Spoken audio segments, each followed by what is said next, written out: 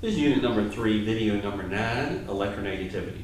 Electronegativity is the tendency to attract electrons in a covalent bond. So now we're kind of shifting gears from ionic bonds into covalent bonds. Covalent bonds are shared electrons, they're not transferred. So whereas salt, sodium chloride, is +1, -1, NaCl, Cl minus, here the electron has transfer. That's an ionic bond, so we get a very strong interaction occurring there.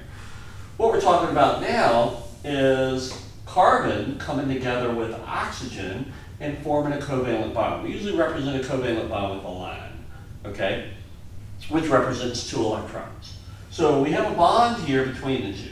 Now Linus Pauling won the Nobel Prize for development of that and something called orbital hybridization, developed the table of electronegativity and said that the most electronegative element is fluorine and the least electronegative element is francium, right in the lower left corner. So what we've got is a range of values between 0 and 4. That's what he did. He mapped them out, mapped up every element on the periodic table between 0 and 4. Now, some of the noble gases he did not assign a electronegativity to. That's because they don't form bonds. So if they don't form bonds, they can't have a tendency to attract electrons in a bond. They don't make bonds. So he even postulated that helium, neon, and argon, we would never find bonds for them.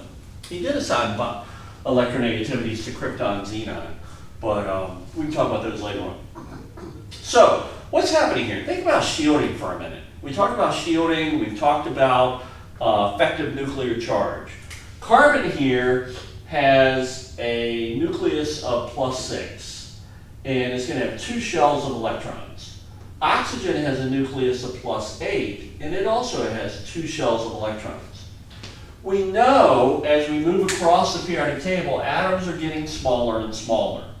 So the atoms are getting smaller because of the lack of shielding in the internal electrons. We're getting more and more protons, and then we're getting electrons at the exact same shell level or energy level.